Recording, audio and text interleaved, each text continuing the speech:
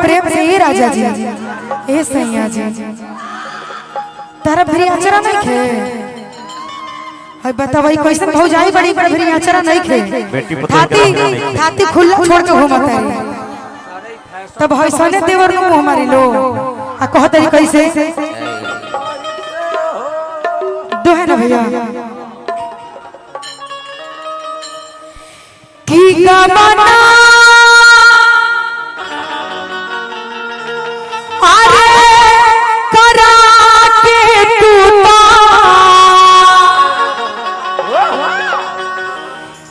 गोइला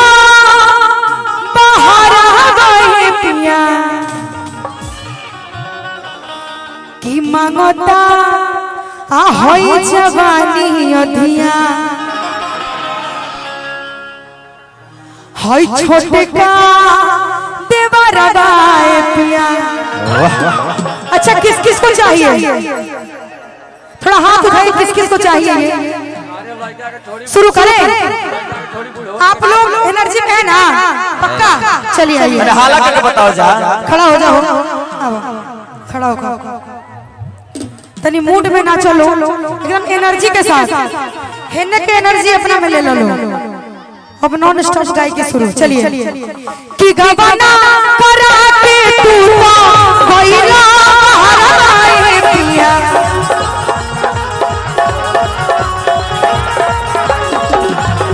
कि गवाना करा के तू कोइला हराए पिया। तनी कुर्सी इधर कर लीजिए नजर से नजर मिल तबे गाड़ी आ गेले बॉडी। हां ठीक बस बस बस एनर्जी पाए लोग में नहीं खेनो एनर्जी दे दिया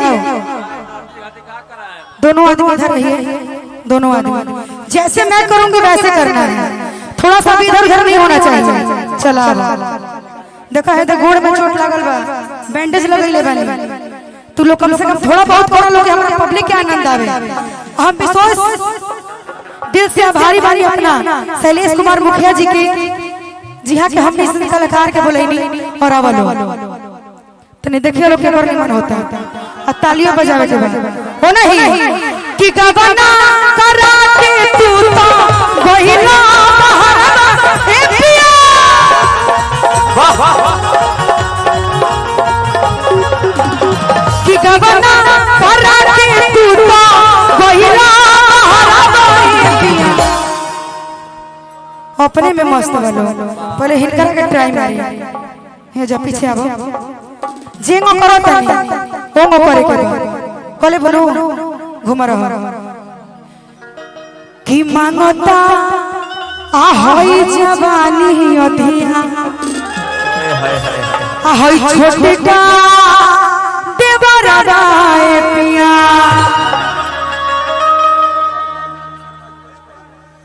और मैं बुलाना चाहूंगी बहुत ही अच्छे गीतकार राइटर अर्जुन शर्मा जी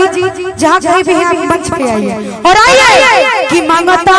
जवानी अधिया आ छोटे का देवरा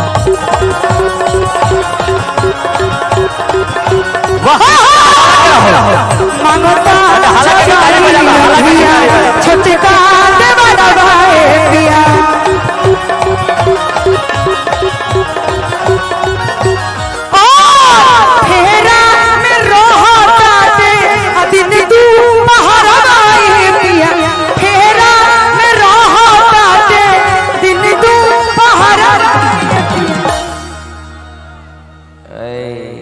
देखो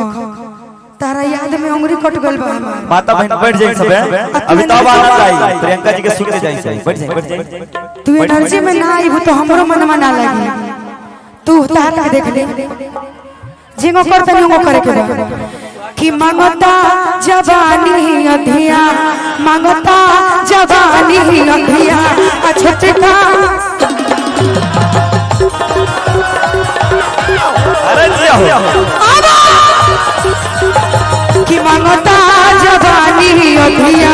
छोटे का देवरा गाए पिया।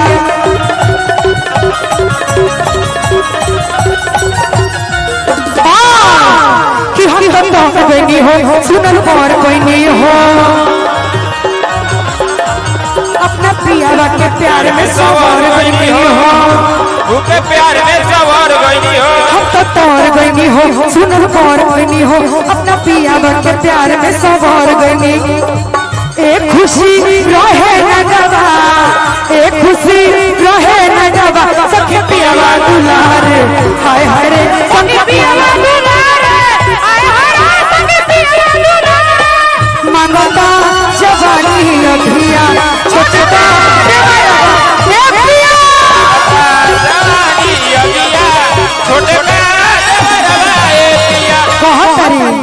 मीठा मीठा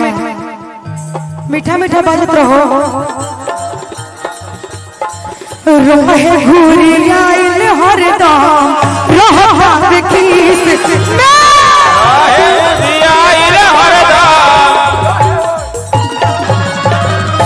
कोई दलाल हमार काल मीस मीस के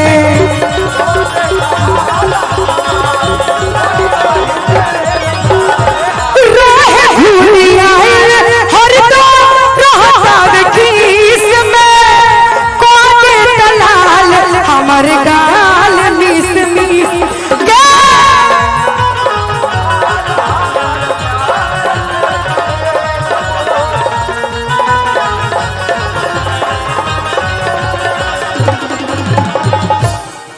तने भाई साउंड उठा के रखे,